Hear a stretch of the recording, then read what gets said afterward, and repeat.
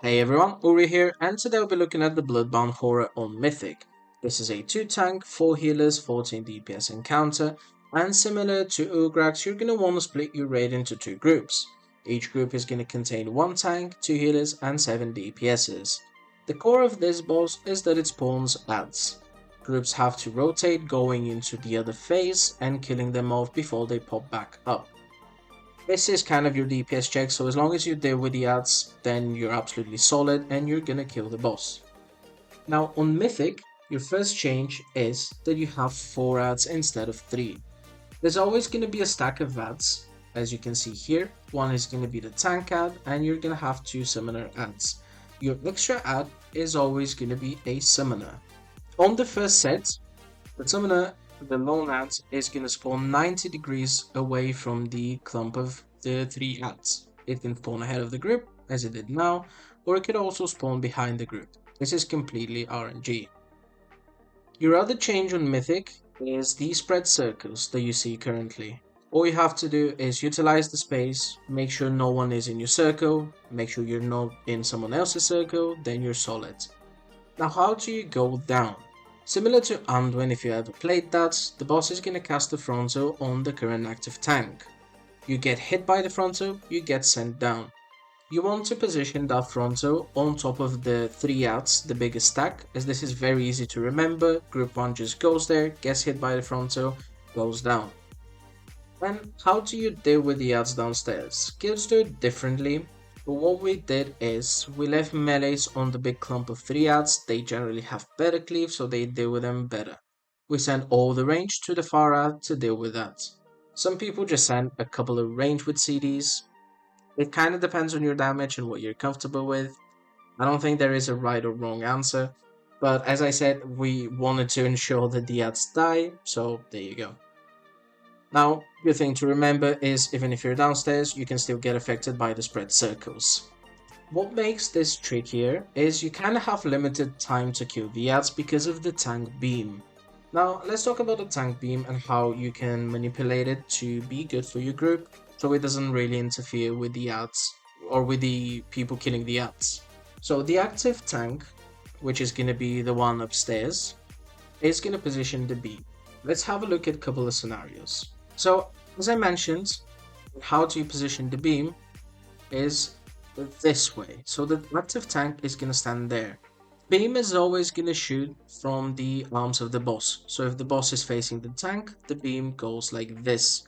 It always goes in anti-clockwise kind of circle, by the way. So you want to position in a way that the arm of the boss is past the ads that you're killing. So if the beam goes there, then your group follows kind of the beam and goes and kills this ad. When you have the situation of the ad being behind, you kinda have to deal with it pretty quick because what the tank has to do here is position the beam this way, so it doesn't interfere with the melee group or whoever you leave here. So that means those people kind of have a bit more limited time because the beam is going to come in a bit closer or faster to them. So yeah, just nuke this one down, then kind of deal with this if there's anything alive. Now on the second set, as I mentioned, the ad is going to be completely opposite of the big stack. With our strat of sending all range, we kind of had a split within the split group. Right?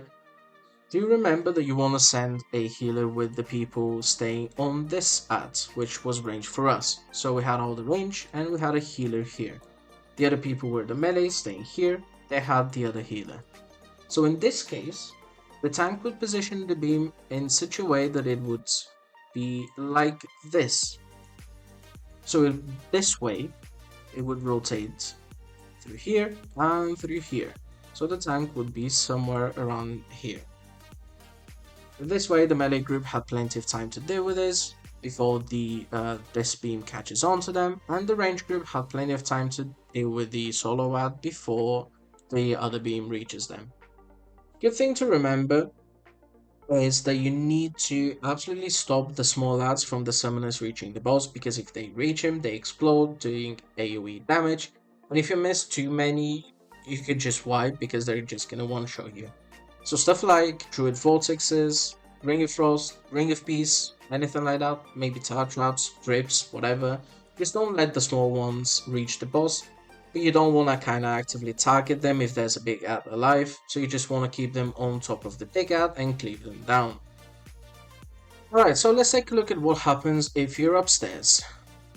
Now, group 1 has already been down, we cannot go down again. We move away from the stack where group 2 is gonna go in with the frontal, and we just kind of stay out. We obviously cannot hit the ads, so we let those people deal with them. We still have the spreads. However, the different thing is when you're upstairs, you're gonna get those tentacles underneath you, right?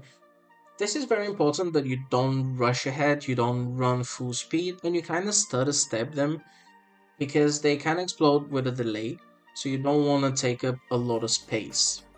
And as you can see here, you just kind of stutter step, actually not as I did here. I take my wits back, but there were no other people around me, so I guess everyone was safe. And you just use movement speeds, chase the beam, and just hit the boss. Now whenever the second group comes back up, so you have two main groups of going down, each kind of main phase. I don't know what to call this, it's not really an intermission, but after you've dealt with two ad sets and the boss's energy goes to 100, he's gonna cast Ghost Platter, which is just, as you can see, sorry my backs are just covering half my screen because I forgot my toy and I'm dumb. But yeah, you just want to go to the file platform over here, let this cast kind of finish, and you just go back in. And that's it, you rinse and repeat. You make sure group 1 is in position to go down, you get hit by the frontal, kill the ads, spread, dodge tentacles, and that's the whole fight. So if you have any questions, you can leave them down in the comments below. Join my Discord, you can also ask there, I'm happy to help. Thanks for watching and have a good one.